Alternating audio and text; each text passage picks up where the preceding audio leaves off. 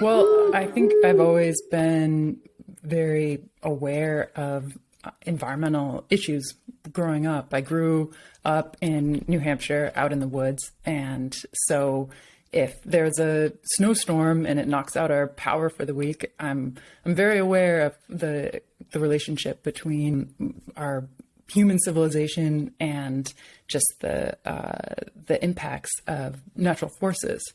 So I think that made a big impression on me. And going through my education, I was always drawn to practices of sustainability, spending time on organic farms, sustainable compounds in various places. And I really enjoyed learning about them, learning about these alternative ways of living and thinking through different kinds of systems for surviving on this planet.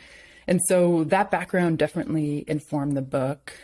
And then as I was writing it, my reading diet was really eclectic. It's always been really eclectic.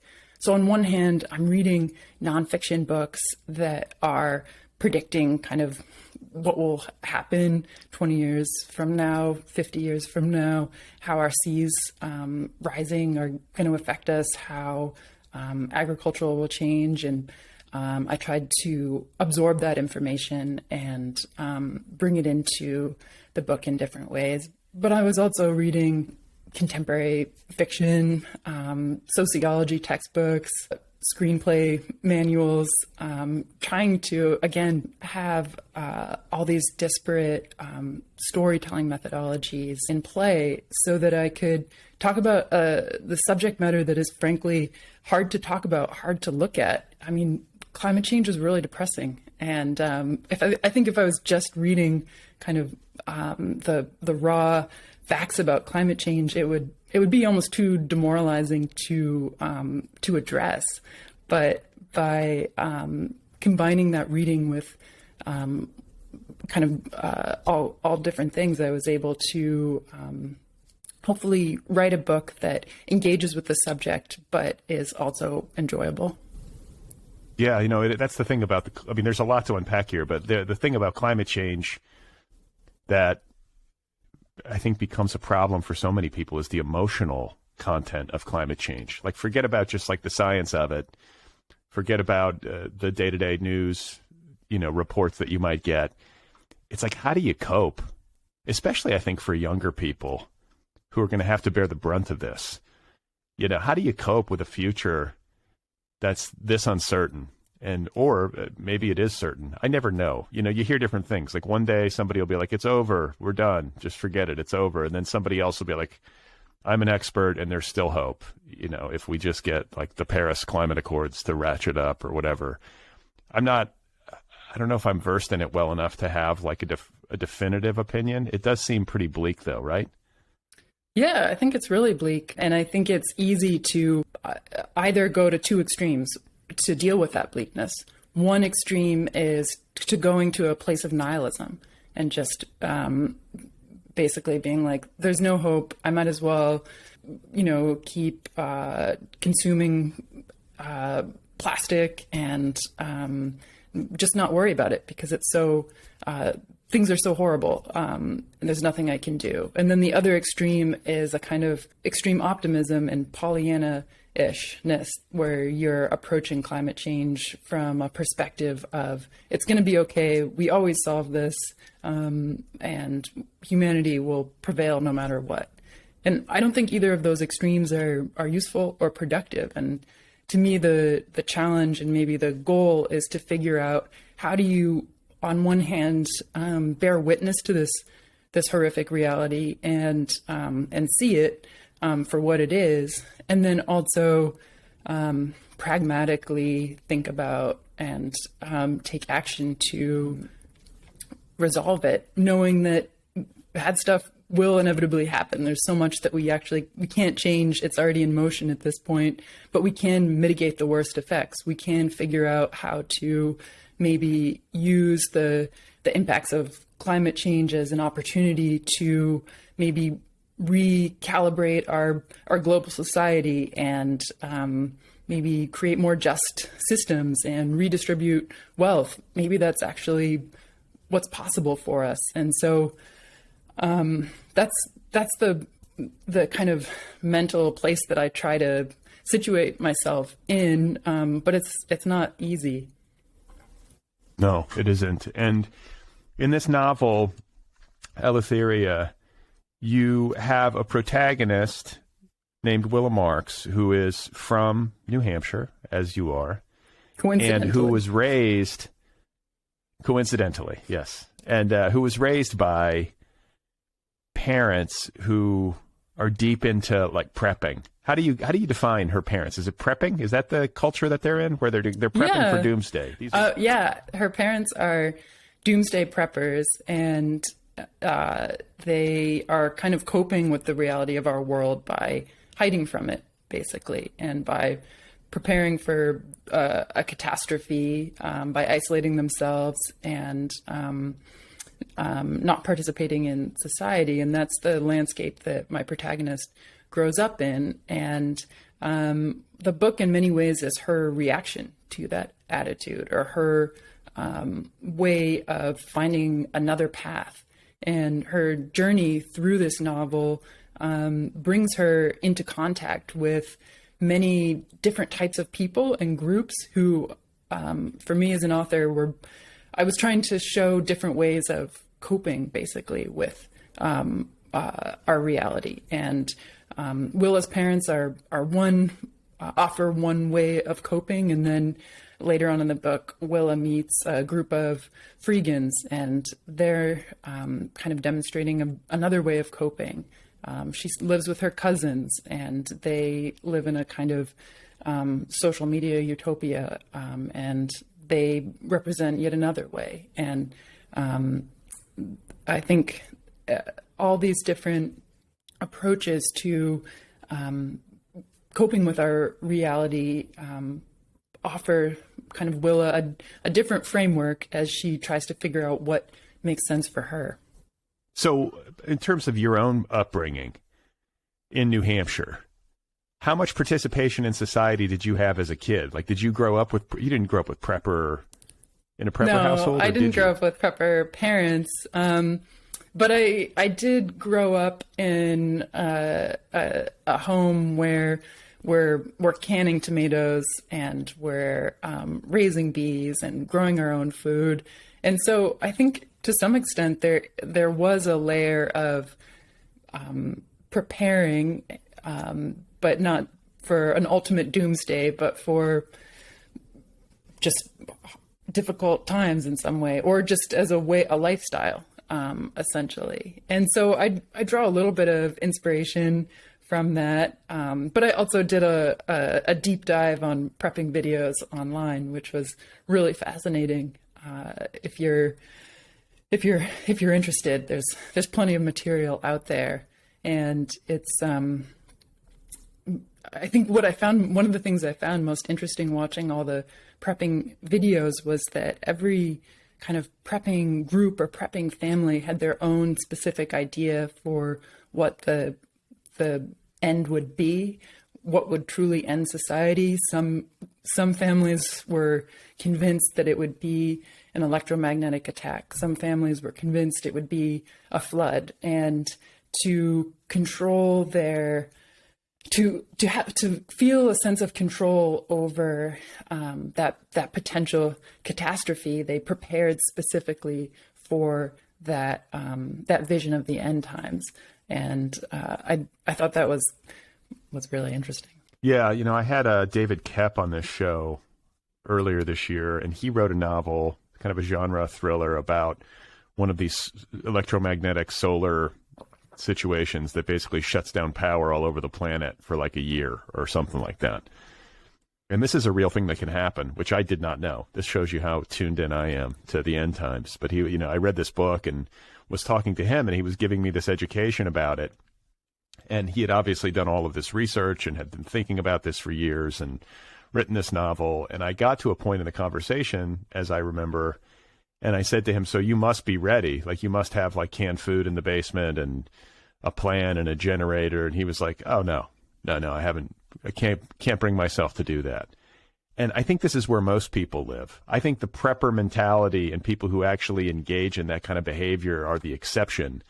And the rule are people like me who are like, yeah, I acknowledge that this could happen in my lifetime at any moment, but I'm just too lazy. And I just kind of feel like, well, if we get to that, I guess I'm ready to go. Yeah, like, I don't know. I've heard that bleak way to approach it. I mean, yeah. I mean, where do you fall? Where do you fall on the spectrum? I mean, I definitely do not look forward to the potential of living in a reality where it's like neighbor versus neighbor and we're fighting over a can of soup. But at the same time, I think I do have some survivalist instincts, and I would probably try to figure it out. And I think that there's also just a big I also would just have the instinct to try to help out people around me. And I think that's maybe what would potentially, in this hypothetical situation, keep someone going. It's how do you prop up your community? How do you find ways to support folks who are having a hard time? I think that mutual aid is so powerful as a force to keep going and to persist. So that's what I would hope I would turn to, or that's what would motivate me if that happened. Yeah, you like to think that people would come together. Like, I'm thinking about my neighborhood, and I'm like, yeah, I got pretty good neighbors. Like, I think we would collectively like build a garden or something, or you know what I'm saying? Like, I think we would try to take care of one another, but I don't know about the people, from outside of my neighborhood. You don't know what's going to happen in a situation like that. It's always really inspiring to see how communities come together after natural disasters oftentimes. And I was living in Houston during Hurricane Harvey, for instance, and just the way strangers will go out of their way to rescue people, to help each other in the face of that kind of extreme danger that totally flips our reality inside out is very real. And so that's something to kind of hope on in a way. Yeah, I mean, I think most people in general are good, and when the shit really hits the fan like that, what are you going to do? I mean, I think people turning evil or dark or against one another, I think in a situation like that, most people realize they need other people. Yeah. And it's when everything's sort of going okay that people fall into this illusion that they can make it on their own, or that they're self-sufficient or whatever. And so ideally people would be kind. I think if it really did come down to survival and like truly limited food resources or something, or water, there's always going to be people who try to gobble up the most, then that could maybe be problematic and could lead to some bad behavior. But I guess there's only one way to find out, right, Allegra? Yeah, I guess we just, hopefully we won't. Right. So you said that you wrote this book. I was reading, I think that in the acknowledgments, I wrote this book in 6 states and 5 countries. And I found myself thinking, okay, well, what was going on? You were in Hurricane Harvey, so did you have to leave Houston because of it? Or what happened that had you moving around so much as you wrote this? It was very much economics of being a writer, trying to find living situations where I could make enough money to buy food and pay rent, and also have time. So once I graduated my MFA, I went to Bulgaria and did a Fulbright there, came back to the States and set up in Houston, did some residencies in other places, but it was always a challenge of trying to figure out how can I subsist in some way and get this book written and make it work. And it was, the moving around was part of making that happen.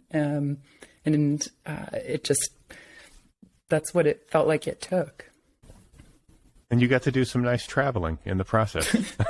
Yeah, I mean, the hard part about traveling is that it can be really disruptive to the routine that's sometimes required to write a book, and that steadiness that allows you to really focus. So I think traveling came with its costs as well.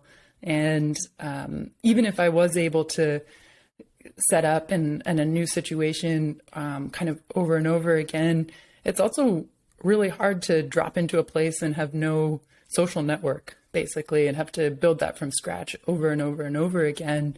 And I think that made writing really, really lonely at times. And I think that's its own kind of challenge. I think community is so important for art making and just for being a person. No doubt, no doubt. And so six states and 5 countries. Can you name them? Like, what were the 6 states and what were the 5 countries? Okay. I'm gonna have to. It's gonna take me a minute to think about this. It's definitely. I mean, I was in the Bahamas. I was in Bulgaria. I was in Greece. I was in. I don't know. I was in France at one point. In terms of states, New Hampshire, Arizona, Wyoming, California, Texas. I'm probably missing some, but I was bopping around for sure. Okay, so the Bahamas figures into Eleutheria. Like, a lot of the book is set there, and that's where Eleutheria is. So that makes sense to me. But in terms of these other places, like, how you're trying to find time and space to write, and there's just time and space in Greece somehow? Like, do you have friends there or something, or do you have like a good like rental situation? Yeah, in Greece, I was invited to do the writing workshops in Greece, which is about a month long program on Thassos, the island of Thassos, and I did that twice, and I was able to get funding, and that made it kind of financially possible, and it was a chunk of time and the chance to think more about what it meant to live on an island, because that's such a powerful geographic experience. And I've always been really fascinated by islands and drawn to islands as and in the way that they shape ecology and culture in these in really intensive ways. Well, and I also think that from the perspective of climate change, it's got to be one of the most dramatic landscapes to find yourself in, where you're surrounded by water on all sides, and depending on how low-lying the island is. I mean, there are entire island, I don't know about countries, like the Maldives, I've heard. Aren't they going to go away in climate change? I mean, there are a lot of island nations or island communities that are in serious peril. Yeah, absolutely. And it's really unfair because these island nations are not the countries that are creating the climate change. They're barely contributing to our kind of global CO2 impact. It's largely the U.S. and China that are having the greatest impact. So it's really unfair. And if there is any global justice, these countries that are causing climate change primarily should be doing everything that they can to help these island nations like the Maldives, like the Bahamas. And I just think that that is a moral imperative. So speaking of like moral imperatives, because I think this is a question that comes to mind for me often when I think about this stuff, and probably comes to mind to a lot of people. It's like, well, what to do? You feel sort of silly recycling. I mean, not that recycling is bad, but it feels like that's all most of us do. It's like we just wheel the blue bin out to the curb and, hope that we're doing our part, But I think that the actual changes that we would have to undertake individually and collectively and politically are far more extreme, might be the word, far more serious, far more, like the magnitude is greater, than I think most of us are willing to accept. And I want to have you read from a section of the book. It's towards the end, but it's this great passage of directives, essentially, of like how to behave, like what needs to happen, essentially, the kinds of things we need to do to mitigate against the worst consequences of climate change and to sort of limit the disaster. So if I could just have you read that section. I believe it starts on 291 and goes to the top of 293. Yeah, sure. Turn off your lights. Turn off your computers, your printers, your phones, your security systems, your air conditioning, your robot vacuums, your entertainment consoles, your microwaves, your heat-sensing pillows, your electric toothbrushes. Pull all other plugs. Drive less, bike more. Find alternatives to flying. Plant trees, plant native trees, plant flowers and vegetables, and then eat the vegetables and some of the flowers. Clean your plate, compost scraps. Divert gray water for irrigation. Take shorter showers. Use biodegradable soap and make your own cleaning products. Air dry laundry. Repair the clothes you have. Repair the shoes you have. Repair furniture. Repair houses. Repair friendships. And have your friends over for dinner. Speak to strangers. Skill share. Ride share. Babysit. House share. Reuse. Reduce. Work less. Buy nothing. No straws. Pick up litter. Keep bees. Create bike lanes and pedestrian walkways. Limit tailpipe emissions and institute congestion pricing. Enforce energy-efficient building codes. Promote zero-carbon construction. Generate electricity from renewable sources. Consider cogeneration, carbon capture, citizen-owned utilities. Promote public transport, better public transport, and make it free to all. Create community gardens, stormwater gardens, wastewater gardens. Create community forests and fields and rivers and lakes and marshlands and mountains and subtropical shrub steppes. Fund environmental education. Make nature easy to love. Add green roofs, green walls, green sidewalks. Make spaces multifunctional. Give artists license to add beauty.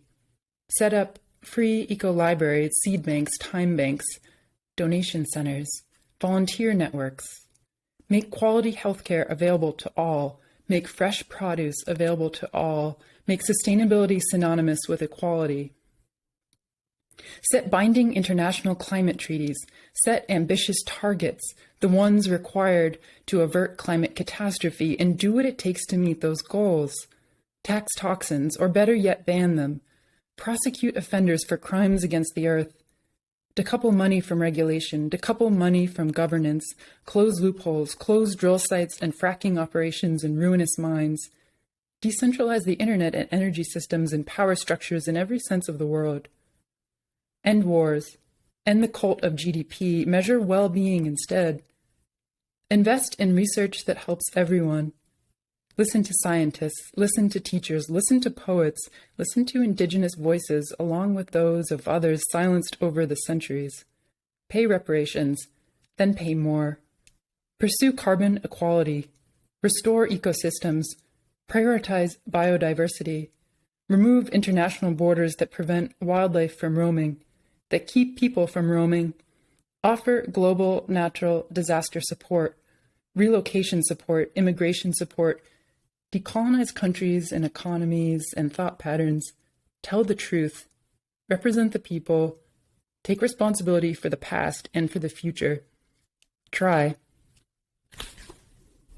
Okay. So before I get too far, I just want to ask quickly because I'm confused on one thing. What's a time bank? I think it's a volunteer structure where you're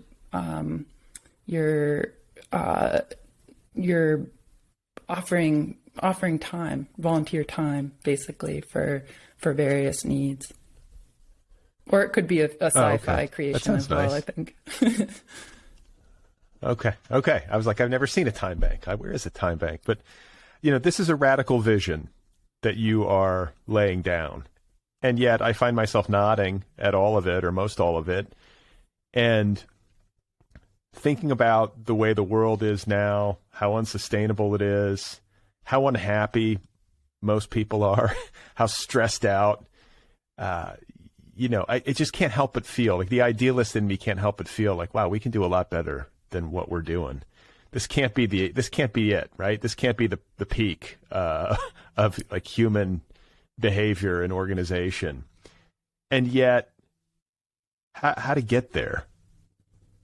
Like, I feel like the vision that you're painting here is kind of communitarian. Is that a way of putting it? Like, yeah. I'm trying to sort of like suss out what a human future would look like, and like what the politics of that human future would have to be. It certainly doesn't seem like corporate capitalism as the prevailing model, or the cult of the GDP, as you put it, is a sustainable model. And yet people are so indoctrinated with it, especially in the United States, that to even present an alternative is to evoke like an extreme negative reaction. And I think too, especially in the United States, but also in other places, communism has not worked out well. Like a communitarian government system has centralized power in ways that I think are at odds with what you're presenting as a possibility or as an alternative. And so I guess a question for me as I think about all this is like, how do you bridge the divide between democracy and a communitarian future and decentralized power? Do you see what I'm saying? Like, How do all these things coexist in a way that would be functional and good for people and would not lead to abuse of power, and the kind of like darknesses, the human darknesses that can tend to exist in those situations? Well, I feel like I should definitely say that I do not have all the answers, and I cannot purport to, lay down a perfect vision for what to do. I do think that the first step for moving forward is to believe that an alternative is possible at all.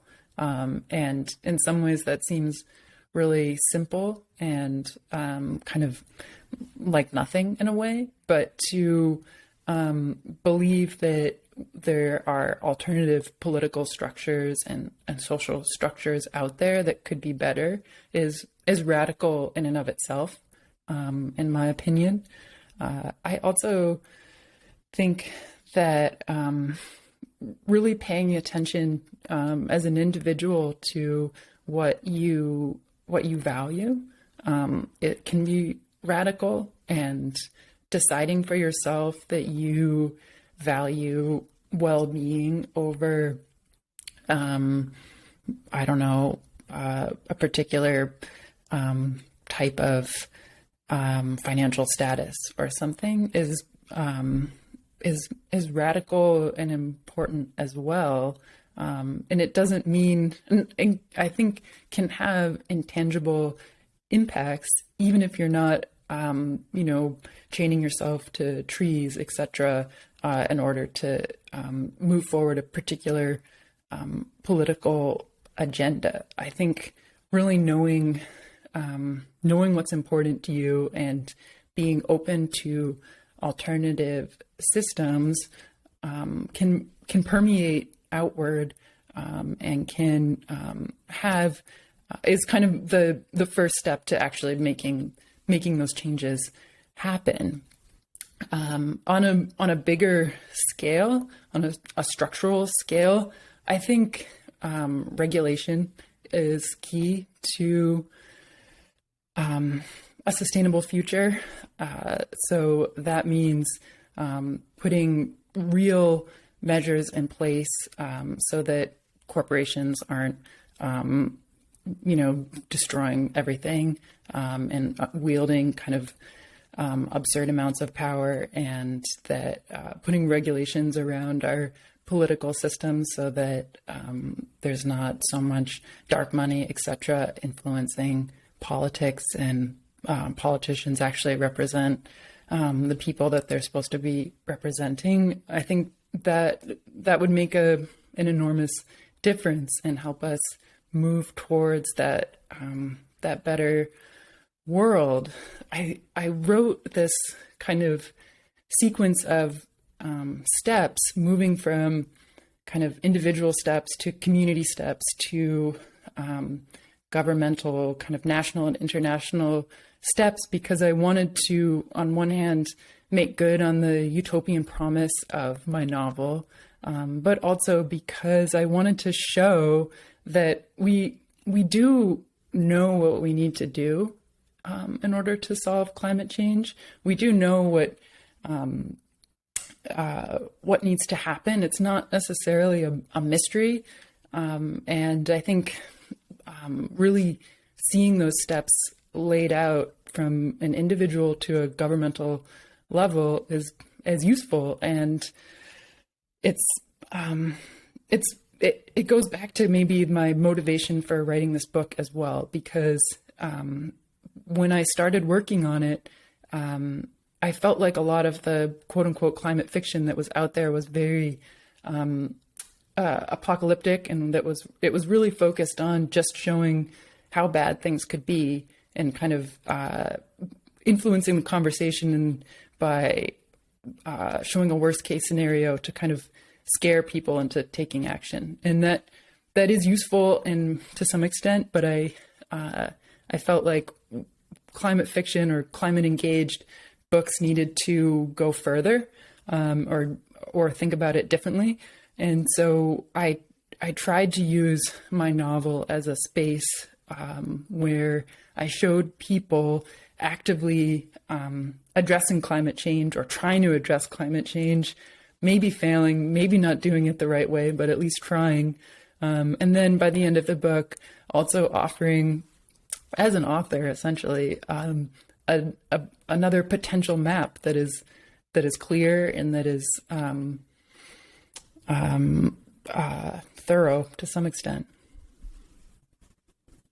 Okay, so just to kind of give listeners an overview of what is happening, or some of the things that are happening in this novel. You have Willa Marks, who is your heroine, your protagonist, who was raised by doomsday preppers in the wilderness of New Hampshire, and her parents die, and she ends up kind of on her own, living with, well, not on her own entirely, she's living with some cousins in Boston, and she winds up down in the Bahamas on this island called Eleutheria, and she's part of this, what do you call them? It's like eco activists who have set up this thing called Camp Hope. Can you give listeners just a kind of broad strokes overview of what Camp Hope is? Sure. So yeah, Willa ends up going to Camp Hope because she wants to make a tangible impact on climate change, and to truly be an activist and an effective player in the fight against climate change. And she finds this text called Living the Solution that basically outlines an activist plan for finally addressing climate change effectively. And the plan involves this compound called Camp Hope. And the idea is that by showing a version of sustainable living that is so kind of beautiful and even fun and picturesque, that it will help put forward a vision of a eco-society that will become ultimately popularized in mass media. And Camp Hope has been kept secret, but the goal is that this sort of perfect eco-utopia will be launched in the public eye and will spearhead a global cultural transformation. And the people there have all been specially selected for their various scientific skill sets, but also just for their physical appearance as part of a kind of eco-marketing campaign. And so Willa wants to be part of this group, part of what she believes will be a revolutionary turning point in the fight against climate change. Is there any corollary in the real world for this? Like, I found myself curious. Like, did you, in your research, or did you stumble into something that inspired you? Because it seems plausible enough. Some version of this could exist at some point. Camp Hope is a product of I think a lot of places and ideas. I've always been really fascinated by utopian communities. Ever since I first heard about the American utopian movement that has kind of run through the history of the country. And I've spent a lot of time on hippie communes, and I did spend time in a kind of eco compound in the Bahamas that is not Camp Hope, but did lend some inspiration. And I think in many ways, Camp Hope in my book is it's the product of a thought experiment for another approach to activism, and it's not necessarily what I personally think is the way to go, but it is a way that could be tried, and that's where it came from. And Camp Hope is led by this charismatic ex-military guy named, is it Roy Adams? Am I remembering this? Yeah, Roy Adams. Okay. And I thought that was an interesting choice and a nice extension of what I understand to be one of maybe the best leverage points for significant climate action at a political level, is the fact that it is a national security issue. It's not just an economic one or an environmental one, or, something that might concern hippies, among other people, but it's also like it got real consequences in terms of the security of nations. And so, I don't know, there was a nice logic, I think, to the idea that this camp, if it were to be effective and alluring, would maybe have some military dude involved. Or that you could see military veterans or people in the national defense community start to get activated once they understand the science and the consequences and what's coming down the pike, Definitely. And I think right now, climate change is still so politicized that it is the idea of sustainability is rejected by large groups of people. And so, like you said, the logic of this, of the premise of Camp Hope was that it kind of grafted sustainable ideals onto patriotic rhetoric, and that having a military leader would be a part of weaving kind of eco-culture into the fabric of American life by, like I said, grafting it onto a kind of existing framework and value system. And in some of the sort of text that is supposedly taken from Living the Solution, there's kind of comparisons between fighting climate change and fighting a war. And the idea being that just as Americans are often ready to jump into battle. So they might be ready to jump into a climate battle if they saw that as part of a kind of patriotic maneuver. And that's not, I don't think that that is so far from possibility if you think about the way that historically people kept, say, victory gardens as a kind of patriotic gesture and as a way to contribute to a war effort in the past. And so that's the logic behind this eco compound. However, as the book ultimately shows, by riding this military machinery, the compound is attaching itself to a legacy of colonialism and oppression that is problematic and that will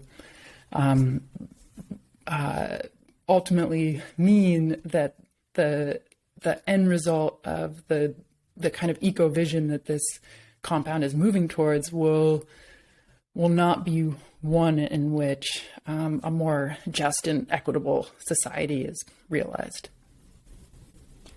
So it's interesting to think about the ways in which these kinds of intentional communities might form as prototypes for the future. Like there's a logic there that I can follow. I could see it happening. And it makes me think also of the ways in which the United States military often is at the forefront of innovation, like really consequential innovation. I'm thinking of the creation of the internet, the way the internet kind of originated, I believe, as a military project, and email was a military communication tool before it kind of went mainstream.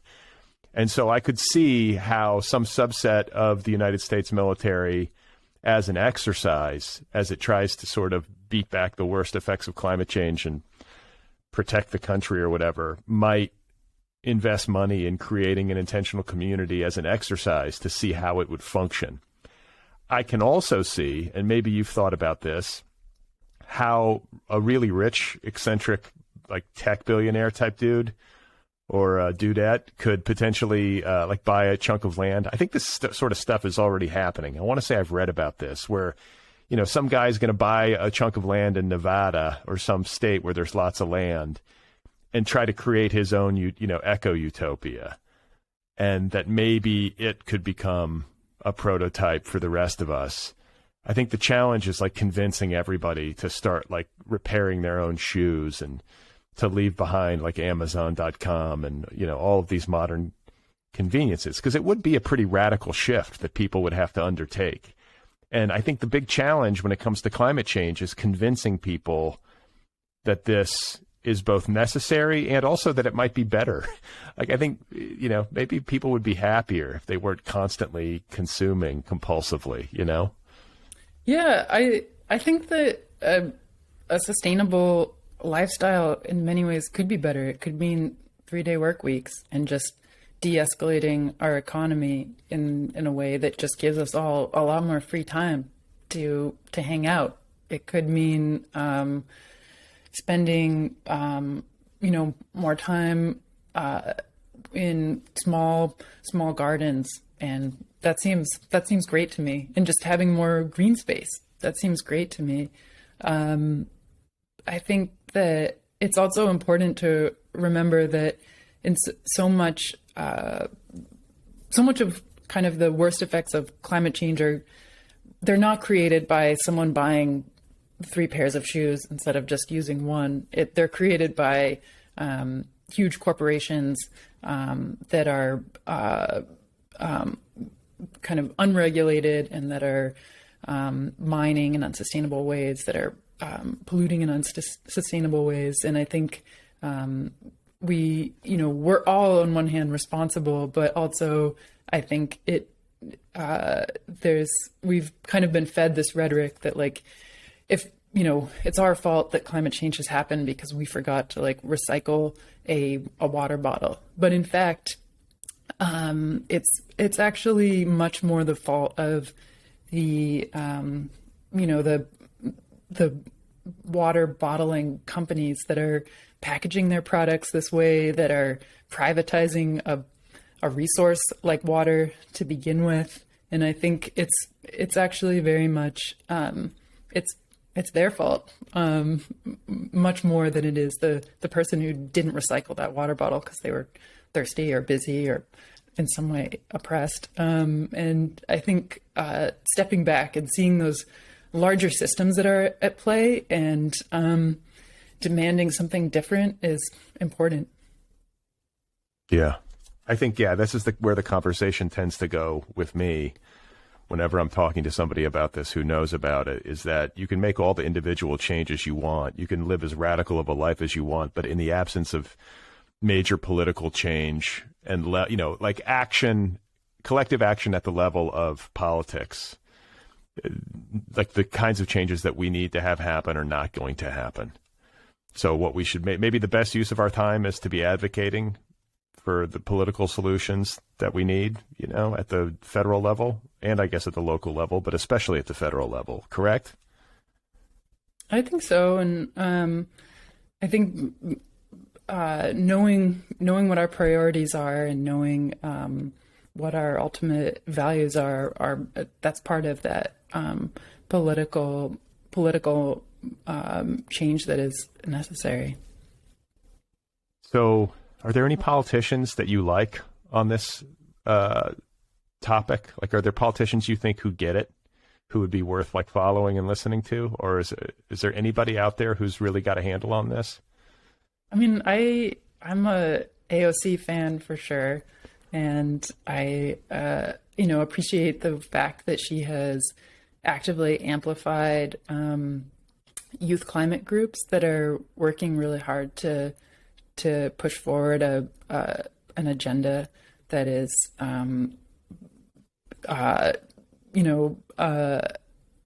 asserting measures for sustainability in our country, and so I really appreciate her. But I think there's not that many mainstream politicians out there that are really committing to the change that needs to happen. So I want to ask you about another storyline in this novel, which is the Sylvia Gill storyline, the relationship between Willa and Sylvia. They are romantically involved, but also like intellectually involved. And Sylvia Gill is a sociology professor at Harvard, correct? Mm-hmm. And so the question that I have, I guess, is in the invention of this Sylvia character, like she's performing a function in the sort of ecosystem of your novel. You have Willa, who's kind of the vessel through which you're trying to kind of take action. She's like the surrogate for the reader, like the person who is going out and trying to walk the walk and be a part of the solution. And then you have kind of these freegan characters, these freegan groups in Boston who are, walking the walk in their way. You have Sylvia Gill, who's teaching sociology and kind of has like a big picture mind and understanding of how human systems work.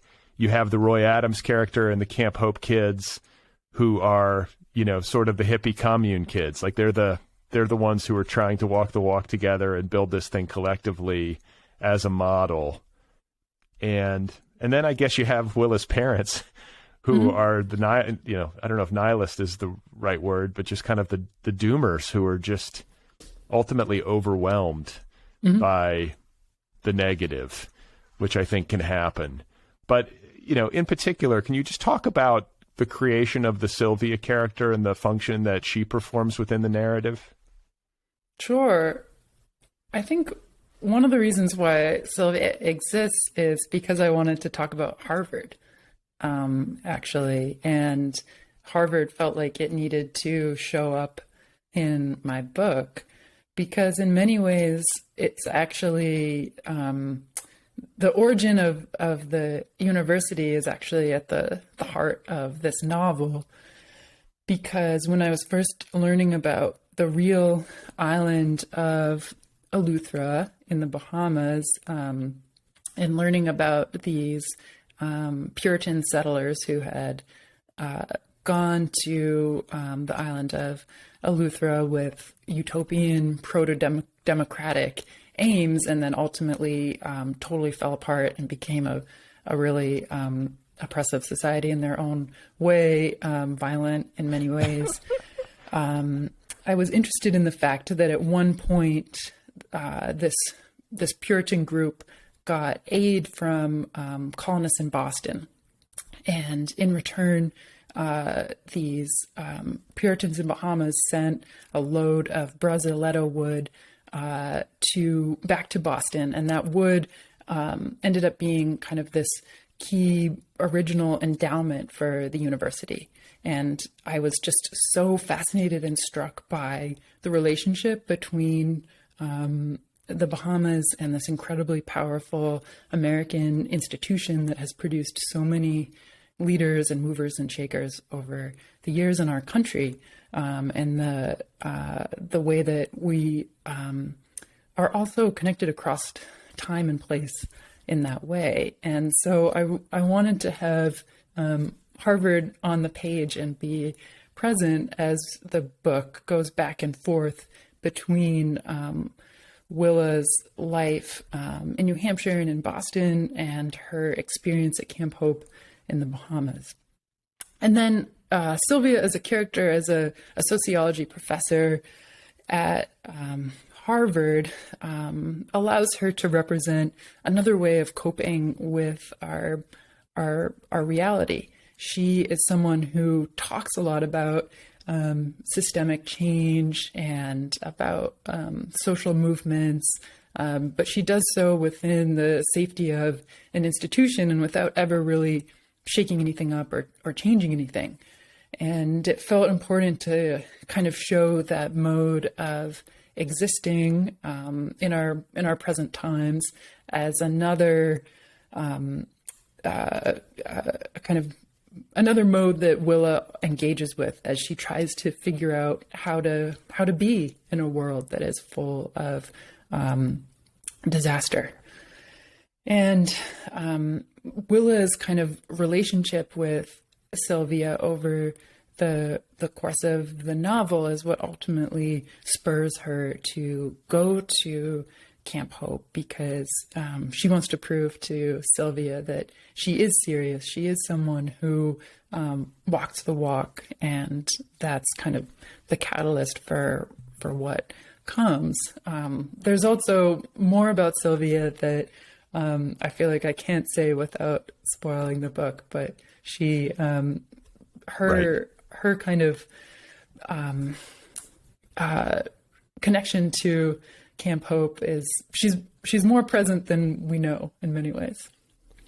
There's also like a nice love story happening here. I mean, this book is a love story in a way, and I found that part of it to be unexpected and compelling and interesting at the level. I mean, I think at the level of Willa's character in particular, she's such a lost person. Like, she's an orphan, basically, kind of floating through the world, and ends up having this really intense relationship with Sylvia.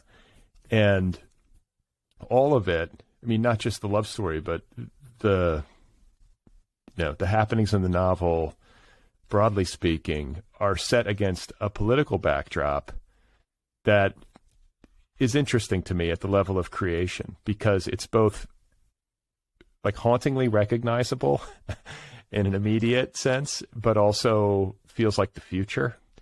And I'm interested to hear you talk about that particular choice, because it feels like something you did consciously as a writer. I want to say there's not specific mention of politicians or even time, like a year, unless I'm misremembering, which is always possible. But I think it felt like a story that could take place like yesterday or today, or even, several years into the future, right? It's kind of a story for a variety of times. Is that accurate? I set out to write it in the near future. And in some ways that that future caught up to me over the 5 years I was writing this book. So that was part of it. But it felt really important to set this book in the near future or close, a kind of close reality, because if the book was set too far in the future, if it was set in 2050, say, then I think that the political, ecological reality doesn't mean as much to us as a reader. It's kind of just becomes an escapist dystopia, basically. And it felt important to try to show a reality that was eerily familiar, but also slightly off. And I think climate change is a little bit easier to look at and process if you're looking at it like a little slantways or a little sideways. And so that also felt like a way to engage with the material, to give the book this sort of kind of surreal edge to it. And so that's how I was thinking about time. So what about these hippie communities that you've spent time in? I'm fascinated. I love the hippies in a way, especially when it comes to ecological concerns. Like, I feel like the Green Party movement or the Green movement or whatever, and, like hippie culture and its attention to environmental matters were kind of mocked, or often are mocked in our culture. And I always say, like, these people were way ahead of the curve. People who are hugging trees and, living in, I'm thinking of that woman who lived in a tree out in the redwoods in California, how she kind of camped out up there. Oh, yeah. But it's people like this who are at the front line, right? I mean, these are the people who are kind of seeing things in a visionary way and sort of setting the course for the rest of us. So, like, when you say hippie communities, are you talking like rainbow gatherings? Like, what is it that you were experiencing or studying to get yourself ready to write Camp Hope? So I think that there is something funny about hippie communes, intentional communities, that is, to be perfectly honest, one of the reasons why I'm drawn to them. When I first heard about Fruitlands, which was a 19th century compound where they didn't want to use any animal products, and they only wanted to eat what they could gather off the land. So they were a kind of proto-vegan community. This was Bronson Alcott, Louisa May Alcott's father, who was spearheading it. And it's really, in some ways, it's kind of funny that they thought that would work. They were in Massachusetts, and how did they expect to survive the winter? But at the same time, I really admired the courage to try to step away from mainstream society and to do something different and to take a radical chance. And that is really appealing to me. And in terms of communities that I've personally experienced, I went around New Zealand for a while, and New Zealand has more hippie communes, intentional communities per capita than any other country. There's something about it that just kind of foments these communities. So I would show up and participate in the daily chores and farm work of these different groups and learn about their different systems for kind of living together, making decisions, making money. And it was really interesting to see how these different groups problem solved and how they succeeded, and then also how they failed, because so often they do fail. They don't last very long. And I was interested in the types of people who are drawn to step away from mainstream society, to try something different. And that had a big impact on me. And then I think other places that I spent time include on an island called Star Island off the coast of New Hampshire, where I worked in a kind of semi-intentional community of workers who ran a hotel that had a very kind of alternative lifestyle vibe to it. And that was really influential. When I lived in the Bahamas and was spending time at a kind of eco compound there, I think again, it was interesting to see how the group created its own value system, its own way of relating to the land, its own set of what was important, what wasn't important, how they came up against their own ideals. There was a legend at this the place in the Bahamas that they decided they really wanted to not create any trash because they wanted to be sustainable. And if someone did eat a candy bar or something and they had a candy wrapper that couldn't be recycled in some way or woven into a mat or something, that it had to go into a trash pile that would be visible to everybody in the community, so they would see visually how much trash they created. And over time, like it's hard not to use anything at all. And so this huge trash pile just mounted in the community that they all had to look at, and eventually they just had to throw it away because it was just horrible to look at. And it was like, I think that's really funny. And I think it's also just an example of people really trying to live by a certain set of ideals and then coming up against their kind of practical limitations. And that's something that has happened over and over and over again throughout the history of the Americas and the kind of various utopian communities that have existed through time, including those Puritans that I mentioned earlier. And that just endlessly fascinates me. Yeah, it's like you talk about these intentional communities of whatever form, and it's like, which ones are successful? I think about this a lot. It's like, I feel like people who make that radical choice to live outside of the mainstream, man, is there something alluring about that to me. I think like there's some instinct or intuition in me that's like, yes, whatever's happening in a mainstream sense, mainstream cultural values are not for me. I want to resist them instinctively. But to actually do it and to actually walk that walk in a serious way is not something that I've been able to do. Like disentangling myself in the ways that I might dream of hasn't fully happened yet. And then I think about like hippie communes or intentional communities or the Puritans in the Bahamas on this island with all of these grand intentions. And then it's like, oh, and then it turned into the Lord of the Flies or whatever. Like it always kind of goes sideways, and, human bad behavior tends to intrude. On a parallel note, I am like so fascinated with monastic culture because I feel like maybe if there's a spiritual component or framework that's guiding, that is sane, or mostly sane, and guiding the people who are in that community, that it might have the best chance for success. And I also like just the extreme austerity of it by conventional American standards, to just have a couple sets of robes and some sandals and like a bowl and to live in a group setting and to have like a bed and like just to not have stuff, but to also have this like practice, like it seems to make sense to me. And I think like there's a part of me that can't help but believe like, oh, wow, this is maybe how to do it.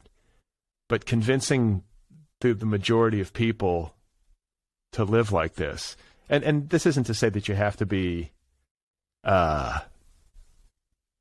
chaste or to like become a monastic necessarily. Like you could do this in the context of like having a relationship and a family.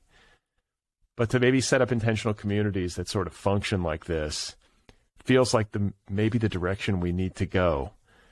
But it feels like such a long way to travel for most of us. Most people would like roll their eyes and be like, whatever, it sounds like hell. Yeah, I think. But I don't know. I think a lot about it. Yeah, I think eco austerity is a tough sell. I think in some ways, if there's a way to talk about a kind of abundance, an abundance of of produce and time and any number of things, that's a lot more appealing. But as you were talking, I was thinking about the Shakers, who in many ways were one of the kind of really the more successful utopian endeavors, and they lived very monastically, and they also had a spirituality that was kind of a governing principle. And they, at their peak, had thousands of members, were really financially sustainable. They were always inventing things like the table saw they invented. I think they invented the clothespin. And that was all really, really effective. However, because celibacy was key to their sort of way of thinking, they weren't kind of reproducing and replacing themselves. And for a while, they relied on orphans coming in and living with them. But when their orphan supply was cut off, they kind of died out for that and other reasons. So I don't know. Yeah, that is a side note. Well, maybe it's just, yeah, I was going to say, just you got to take out the celibacy, get rid of celibacy, and you've got a sustainable model. But yeah, no, it's just interesting to like think about it in practice. Like, how does a better way of doing things in a collective sense happen, and what does it look like? And it's never going to be perfect. Like, I think about some of these monastic communities I'm interested in, and like you'll read up on them and you'll be like, oh yeah, and then one of the people there committed suicide. And you're like, whoa, like how could, but that kind of stuff, it's going to intrude in any human group. There's always going to be like human problems and human suffering and people who don't make it. And then, trying to think of other examples of groups that might function well. It's really hard to think of them, It just seems like human beings just might not be wired for this. Do you ever have that thought? I guess that's more of a nihilistic thought. I don't want to get too dark, but sometimes I can find myself just being like, maybe we just don't have it. We don't have the stuff. I wonder if we're too smart for our own good at times. And we're so good at kind of problem solving and controlling our environment that we kind of get past the mechanisms that might have kept our population in check, or made us not drive so many species to extinction. And it almost seems like human beings' intelligences could be what will ultimately be our downfall in some ways. TBD, I guess, right? We'll see. Or maybe we won't see, but eventually someone will see. Did you go to Harvard? Is that part of your fascination with it, or is it more of like an outside looking in thing?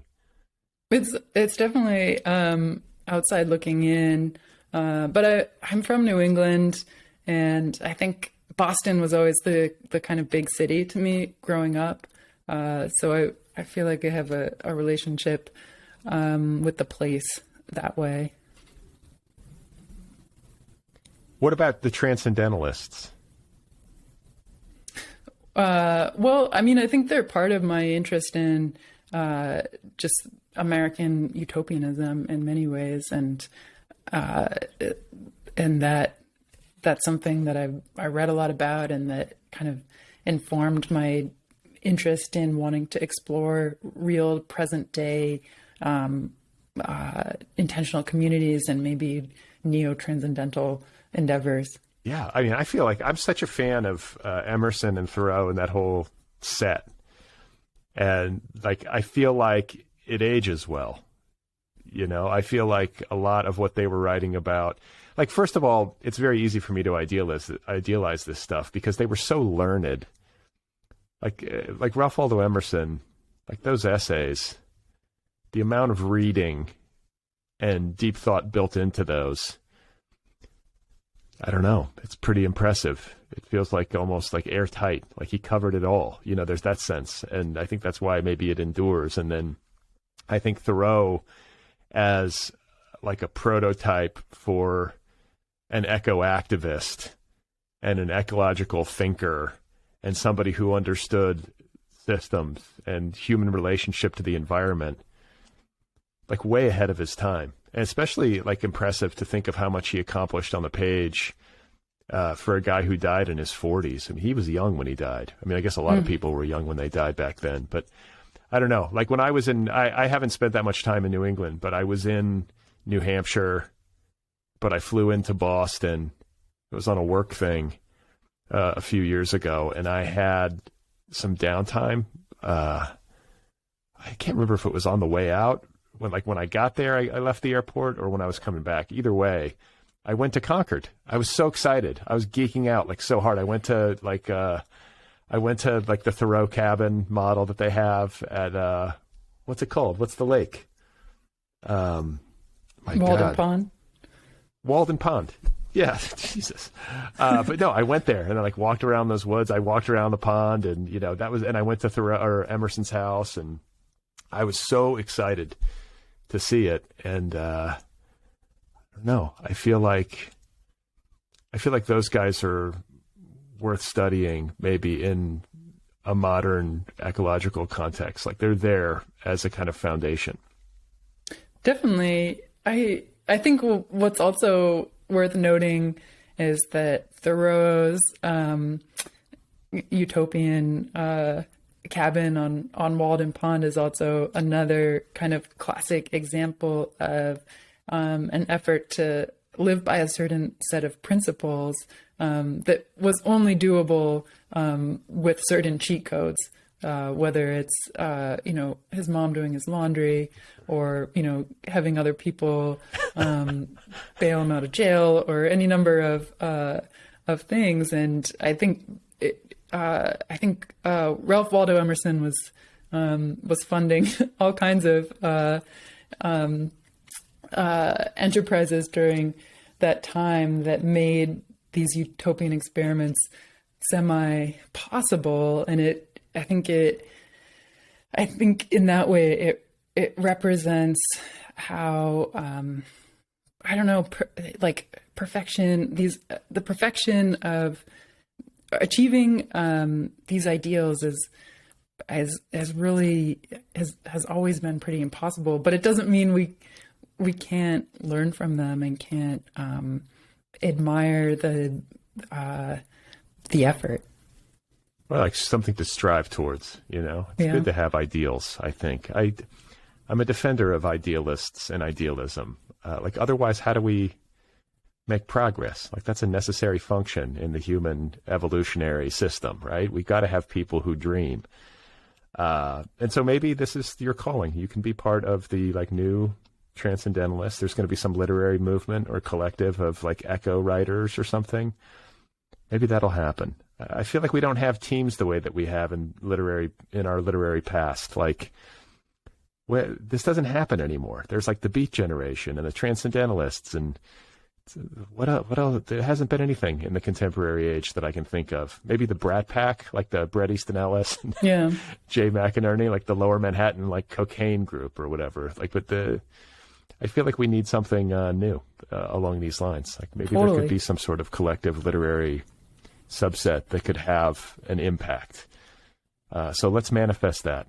As a note to close on, somehow, if you're out there listening, get in touch with Allegra and or get in touch with me, and we'll try to put something together. And especially if you're super loaded and you want to be the benefactor of all this, maybe we could create an intentional literary community. I would but like to have T-shirts. Right, we could have uniforms even. I mean, who knows how it would look? But I could see, maybe we all wear the same color, or we have the same hat or something. But I enjoyed the book, and I liked what it made me think about. And I as an imaginary exercise, it's a useful way in to the subject matter is what it made me realize, is to tell stories about this in a fictional vein and to make them entertaining and romantic and all the things of kind of great stories it's just a nice way in, rather than maybe the straight academic or the nonfiction terror that we get, oftentimes when it comes to this stuff. So kudos to you for putting it together. And I always ask my guests, are you working on anything else? And is there anything new in the pipeline? And it's fine if there's not, but I'm just always curious. Yeah, I've got a book of stories coming out in March called The Last Catastrophe. And it's in some ways continuing what I was doing in this novel by exploring different ways of thinking about climate change, engaging with climate change, and more specifically, maybe engaging with this idea of global weirding, which is another way of thinking about global warming, where it's not just about higher temperatures, it's about everything we know about our weather, our social systems is just kind of going off the rails a little bit or a lot. And so the stories explore that in various ways, sometimes absurd ways. There's vegan zombies, girl grows a unicorn horn, there's a finishing school in space. So it's a little zany, but I'm excited to share it. Is global weirding a thing? Is that like a real term? It is, and I'm gonna try to popularize it more because I think it's less politicized, and I think it makes more sense. I mean, as soon as you said it, I was like, yes. Like, I feel like people can recognize global weirding. They can recognize global warming too, but I feel like weirding is definitely something that's happening right now that we all have kind of a sense of, but might not have, a defined way of thinking about. It seems to be kind of nebulous, but it's definitely out there. And I'm glad that you're thinking about this stuff and writing about this stuff and trying to make sense of it for the rest of us. So kudos to you, and thank you so much for taking the time to talk. Thank you so much for having me, Brad.